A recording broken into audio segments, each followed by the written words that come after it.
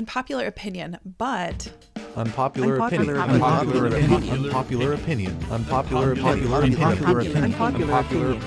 You're listening to Unpopular Opinion, a podcast for professionals from all walks of life who want to hear success stories from innovators who've won by taking the path less traveled. In each episode, recovering journalist and content marketer Ashley Amber Saba interviews individuals who have prospered thanks to their genuinely unpopular opinions, despite warnings from naysayers, threats to their careers, and colossal obstacles. All rebels are welcome.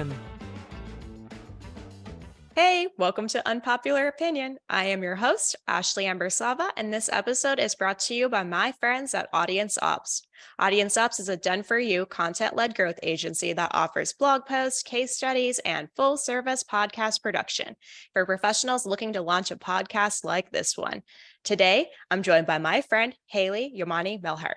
Haley is a marketer and a mother who's passionate about advocating for women and parents. Like many, she's had an array of experiences from coordinating events in foreign countries to writing about labor market analytics. Today, she's a content marketing manager for a company dedicated to improving the workplace culture for parents and for caregivers. Her rebellious act was quitting her job, in this economy, before having another one lined up. As a mom herself, she knows firsthand the challenges of trying to grow a career and a family at the same time. But once her boundaries were compromised, she never looked back.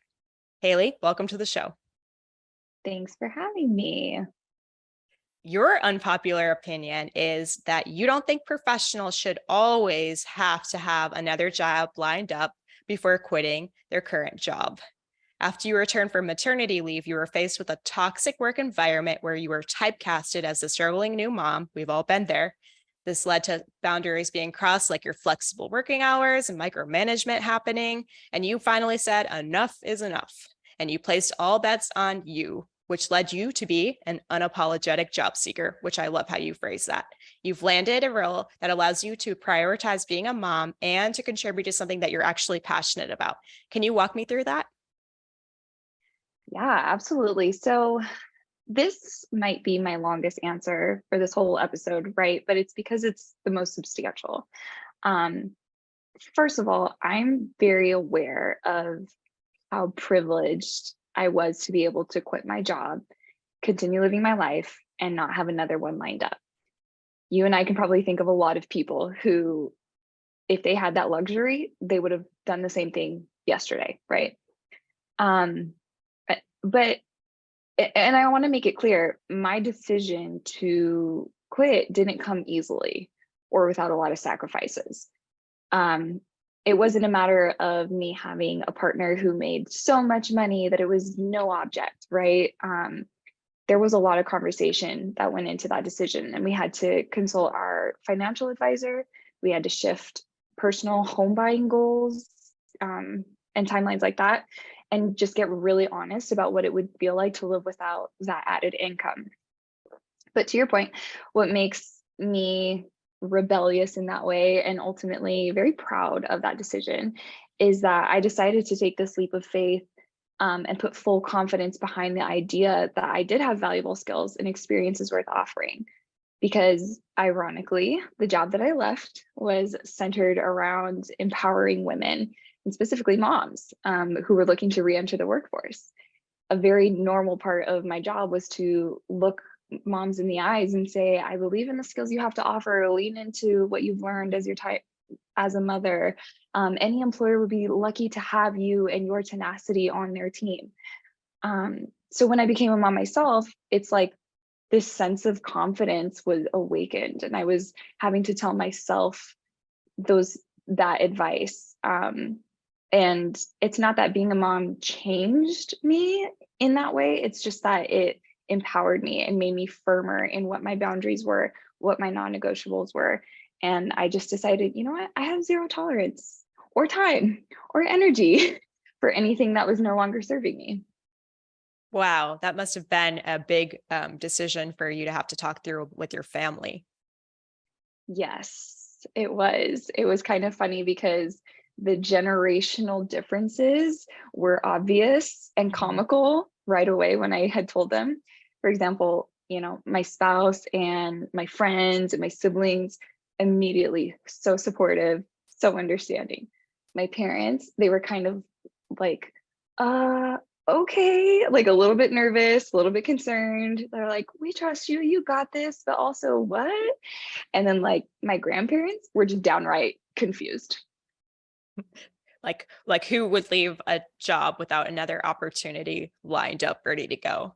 Yeah, like what is wrong with you? You mean you're not going to be there for 20 years? Yeah. I think though a lot of that has to do with the fact that loyalty has changed a lot. I think our grandparents kind of came up in a time where things like a pension were, depended on, and people didn't leave because they wanted to make sure that they were like set up for life after they were done with a job. And that's just not the case at most companies anymore.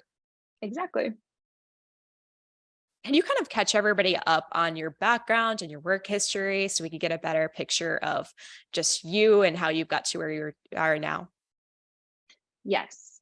So I've always kind of been in marketing roles since I was about a sophomore in college. My degree was in sport management. And so I started in the college athletics and events scene. Once I graduated, that morphed into working more for still collegiate events, but foreign tours and experiences. So an example would be, think like college Olympics in other countries, things like that, which is really hard to wrap your brain around, but like not your brain, but anyone's brain, because it's just so different in different countries. But then I did more content marketing for a labor market analytics company back in 2020. And then I actually took a little bit of a marketing break, which is when I was at my most previous job that I left. And that was doing nonprofit and program-based work. At that same time, I had a baby. And today I am doing content marketing management for a company called Work 360. Wow. So you have had a winding journey there. And you had Yes. a lot of things going on about the time that you had your baby, no? Wasn't there a move involved, and you hadn't been married that long yet, and COVID was going on? You were just kind of in the mix of all of that. Yeah, somebody told me like life events happen in threes, and I've kind of found that to be true. So during COVID, I had gotten laid off. I was truly like the first person I knew in my circle to have gotten laid off. Like it was so fresh at the time. So I had gotten laid off, um, got married, and then my husband and I moved across the state so that he could start grad school. So that was kind of our like big three back in 2020. And then we had a baby. He got a new job, and I quit my job all at the same time this past year. Oh, wow. There's a pattern going on, huh? There's a pattern. So now I'm like bracing for the next set of threes. And for you, in working from home is one of the things that is very important to you now that you always haven't had the opportunity to do. I think you mentioned that at your last position, not the one that you just most recently left, but the one before that, that was hybrid, no? Yeah, mostly hybrid. And what was it like handling a hybrid position? I think that I could very easily make a case for hybrid or remote work, or I mean, I don't like the idea of mandatory in office, but I guess I can make a case for the individual, whoever has those different preferences. I think the personality very much shapes what your working style and your working environment should be so that you can be the most successful. Some people can't possibly fathom being remote, and that's totally valid.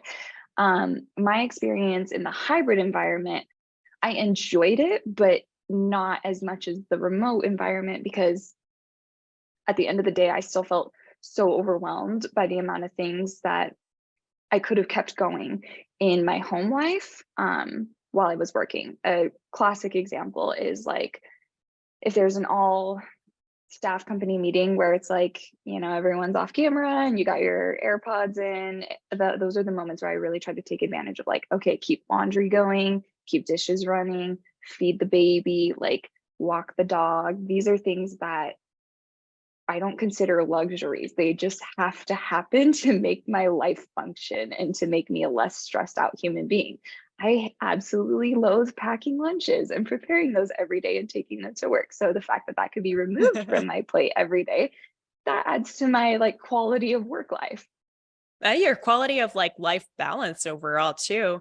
I think it's very privileged for people to assume that we all are going to be able to have this big commute, make it back to picking our kid up from daycare or whatever that is on time, and then have any time left to do things like cooking dinner and then doing laundry and having all these tasks left to do, that if you did finish them all, by the time you got to bed, you'd probably be so exhausted the next morning having to wake up that it just would never balance itself out. It would be like a never ending battle.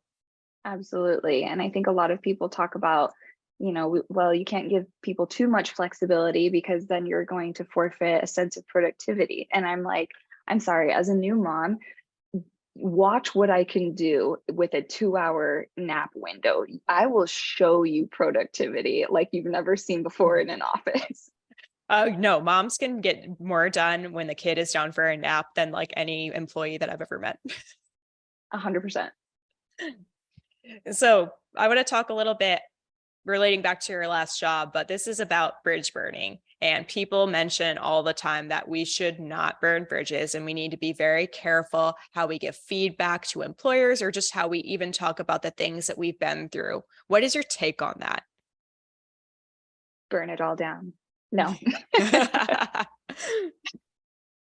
So I have a LinkedIn post about this that was totally inspired by Erin Gallagher, who's the CEO of Ella.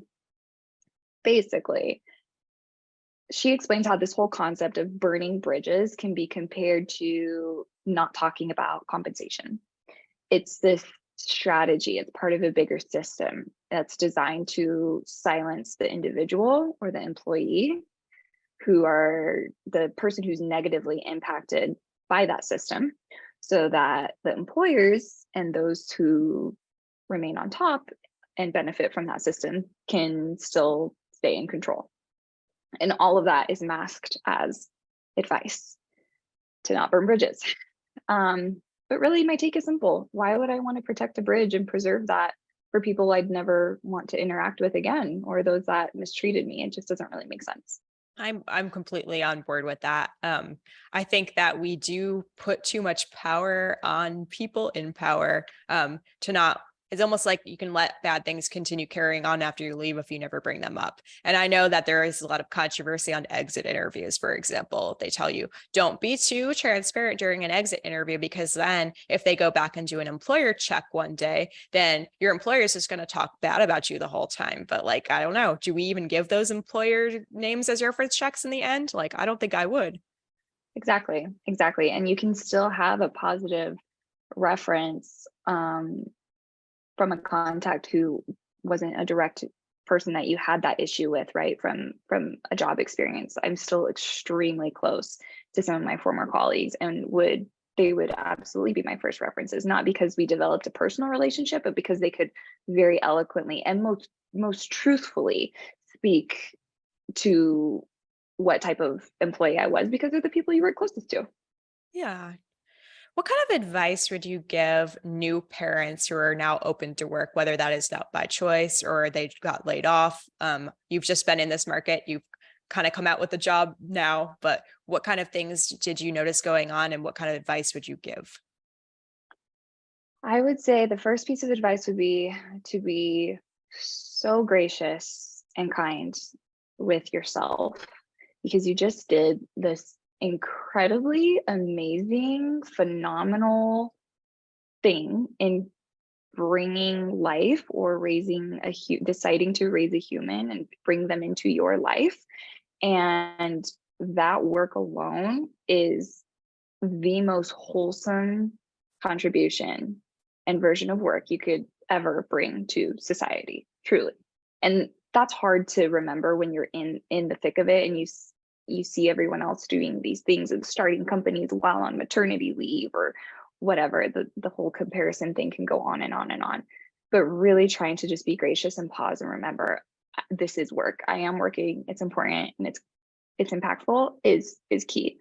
And then the second thing I would say is to really try to lean into community and find some people for support, because it is really hard not to take it personally if you've been job seeking and not turning around and landing something. It's so hard not to take it personally. The stories that you see on LinkedIn of people getting ghosted, or the amount of applications they've completed, or just the lack of momentum, period, can be so disheartening. But trying to just offload some of that weight and lean into your people can be really helpful in those moments. Great. I want to talk about your non-negotiables now. I know that you mentioned that a couple of those had been crossed. What do you consider to be your non-negotiables when it comes to your relationships at work and what you need every day? Yeah, I think the first one is flexibility, which will come as no surprise because as working parents and even people who aren't parents, like that is the currency these days. If you want to keep people, you have to give them flexibility, because once you give them flexibility, these other qualities come with it, which I would still consider a non-negotiable, which is trust, autonomy over your workload. And when you do have trust and autonomy, you do not usually have this sense of being micromanaged. So I would say that is one of my non-negotiables. And then just having like time and space to operate as it works best for you. In my case, sometimes I don't touch really anything work related until like 5:30 in the afternoon, because that's just the phase of life I'm in, and that's the best I can do. So trusting that I'm doing the best with what I've got is key, because what I might complete from 5:30 to 8:30 p.m. while my daughter's asleep could be so much better than the quality I would have produced trying to frantically get 20 minutes in here, 20 minutes in there throughout the standard workday. Have you ever had any difficult discussions with people managing you on that? Yeah, let's see here. I don't know if so. I wouldn't say that it was like difficult discussions that I've had. It's more like empty promises. Mm. So saying and advertising that we're in a space that values flexibility and autonomy and prioritizing your personal life as a mother, but then turning around and being expected to like report and record all these extremely tiny, meaningless details of meetings and agendas and log hours and things like that. So it's like, well, hold on, which one is it? Because this does not make any sense. I think that there's a lot of confusion on, like, even for me, like I've talked about this before, but like when people tell you that the job that you're applying for is in an asynchronous work environment, they don't usually mean that. For my understanding, what they mean is that they will put meetings during the best hours for the most people to attend them. What I view as asynchronous is not as many meetings you have to be on, but more action focused other priorities, or using tools like Loom where people can consume the video content at their own time when it's best for them. And I think that there's a misunderstanding of words, and things are just thrown out because people don't actually know what they mean. They think it's asynchronous because we hire people who live in all of these time zones and we only make us all meet all together in the one block, but you're still like expected to just pretty much bend over backwards to the common time no matter what, and do the typical things that you would almost supposed to be doing in an office setting anyway, that they're trying to just kind of like throw together for online environments. For sure. And I think you mentioned in a previous podcast that you did this whole idea of like this HR bait and switch, where it's just, advertises as one thing. And then once you're under the hood of a company, you're like, wait a second, you didn't actually mean flexible. You didn't actually mean family friendly, whatever the thing may be. And actually, you did remind me. So I did have a difficult conversation that was related to this. And it was being told, hey, I know you're returning from maternity leave, and if you're ever reaching or nearing capacity, let me know, because it's the last thing we'd want you to do is get burnt out. So what do? We're getting all these meetings added, and my schedule is filling up to the point where I'm like, I'm really struggling with finding just like alone time to do my job, because we're always having to report on these like teeny tiny little things. And I'm always having to do this like busy work. It just didn't feel substantial. And so very respectfully, I said, I think I'm nearing capacity, which is a super brave and scary thing to do. But, the offer was out there. And instead of being acknowledged and met with where I was completely challenged on basically every single point I brought up. And the pushback was undeniable. And it was like, well, how, if here are your meetings and you should have plenty of time. And I've looked at your calendar, and it's like, again, empty promises. Like, well, you mentioned like basically told you guys to come forward if you felt like that. Yes. And then you're almost punished for actually doing it. So that's just lip service, I think, at the end. I know you posted about this a little bit on LinkedIn before, just about when somebody on your team tells you that they can't handle that much or that they are at capacity. Like, the best thing that you can do as a manager is believe them. Why do you think it's so tough for that to actually take place, though? I think everyone can get really consumed with what their own expectations are, and let that cloud their judgment for empathy, like let that cloud the amount of empathy that they should be expressing toward the people that they're leading. And if you're a team leader and all you can think about are these KPIs or whatever it may be, then that's the best leaders, I think, still don't let that cloud the room for empathy and seeing people as individuals and looking at a person and being able to see both an extremely competent, talented, skilled employee who also has a whole freaking life that they're running when they're not attached to their computer. And if you care about keeping talent that is good, you have to be able to acknowledge and see both and support both genuinely, not just, like you said, have it be a lip service. But then when it comes down to that person needing to exercise that voice, being like, oh, well, actually, we've got this thing over here and I need to be able to report to my manager that we're doing the thing. So tough. I mean, I feel like it goes down like that so often with people that they end up being afraid to actually come forward and acknowledge that they need help. And I think a little bit of that might have to do with the fact that because we're remote, we almost feel like we need to prove that we can handle that we don't need people watching everything that we're doing all the time. So we're afraid if we let our guard down at all or admit anything, it's almost like that's going to be taken away from us. Like, we're going to have to go back into another company one day with like a butt in the chair situation.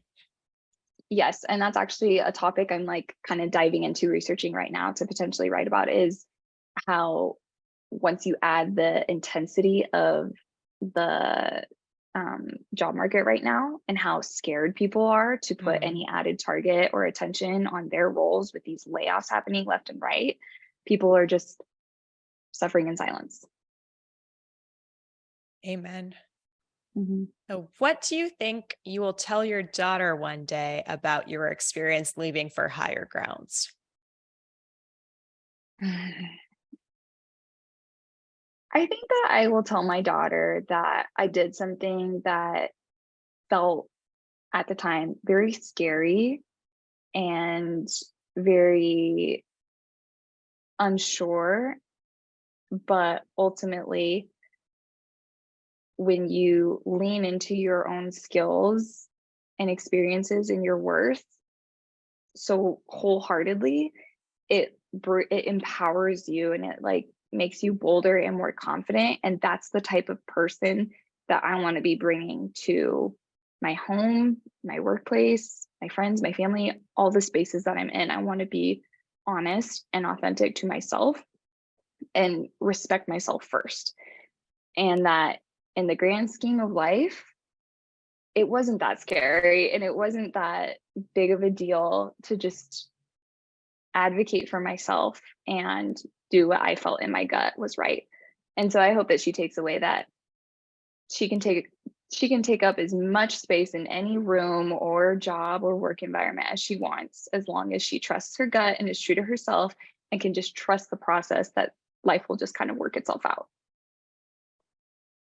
Do you have any advice for candidates in this job market now, how they could stand out, but while remaining true to themselves and their values? Yeah. I think the piece of advice I keep circulating in my head whenever I'm not sure how to approach a certain situation is to just be super honest. You never know what's going to resonate with the other individual who's either interviewing you or recruiting you or emailing you. You have to stay honest. And I think that that's different than remaining loyal to any company or boss or manager. Um, and my version of being honest was sharing what was happening on LinkedIn in hopes that it would resonate with somebody who might be looking for someone just like me, or maybe wasn't looking for someone just like me, but they are now, or could refer me out to somebody.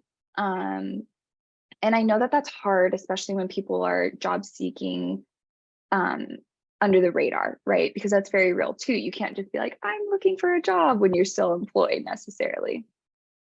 But being able to lean into the community and say with your trusted people, hey, here's what I'm looking for. This isn't really serving me anymore, or I'm looking for XYZ.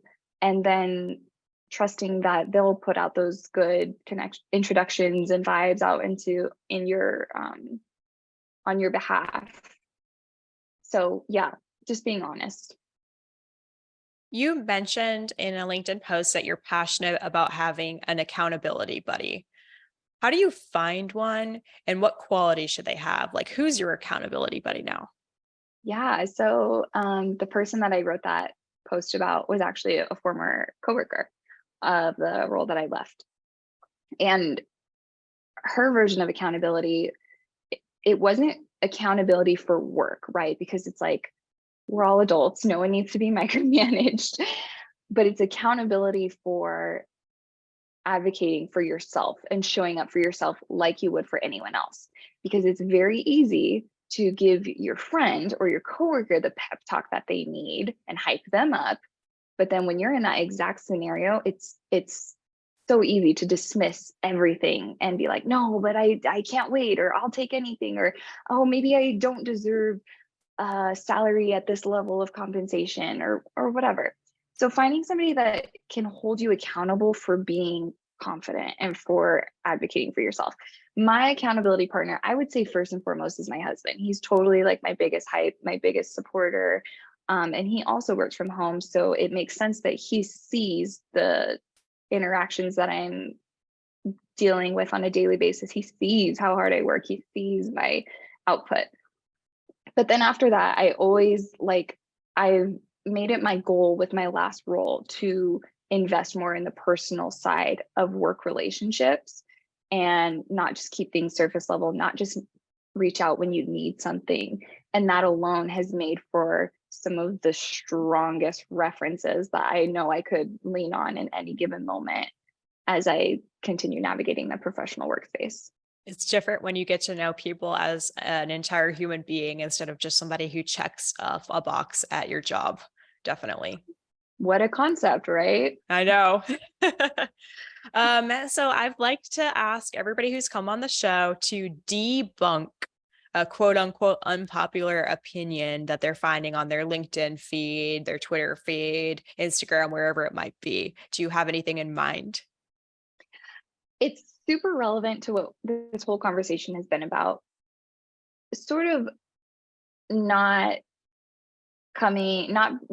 being straightforward about why you're leaving a job or why you're job searching. Oftentimes I've seen people say, like, you can come off as bitter, you can come off as ungrateful, you can come off as who knows what. But that again is when I go back to like, okay, well, hold on. What if I'm just honest? I can be honest and still maintain a sense of professionalism. I can be honest and not be bitter. Multiple things can coexist at the same time. And I think the best interviews I've had during this time didn't feel like interviews at all, because it was just me showing up very honestly. I wasn't trying to fumble through a perfectly canned response for these questions. I was just very honest about like, I'm not, here's my working style. Do you think this would complement your goals and the workload that you're looking to get fulfilled?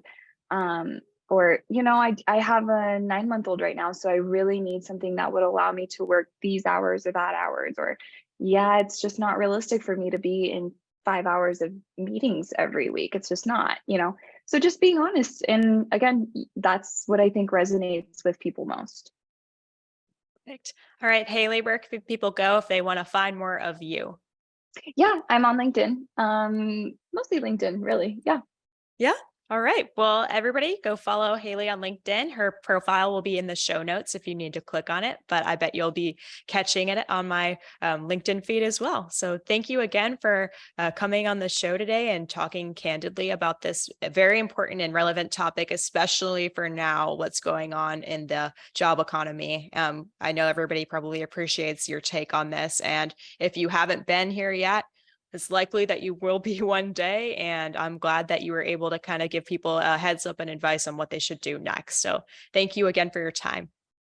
Thank you so much for having this platform so that I could talk about it. I really appreciate it. Thanks for listening to Unpopular Opinion. This episode was produced by Audience Ops, a content-led growth agency. If you're looking for help launching a podcast, Audience Ops handles all the legwork, so you can focus on providing the subject matter expertise. If you enjoyed this episode, please follow Ashley's show on Spotify, Apple, or YouTube.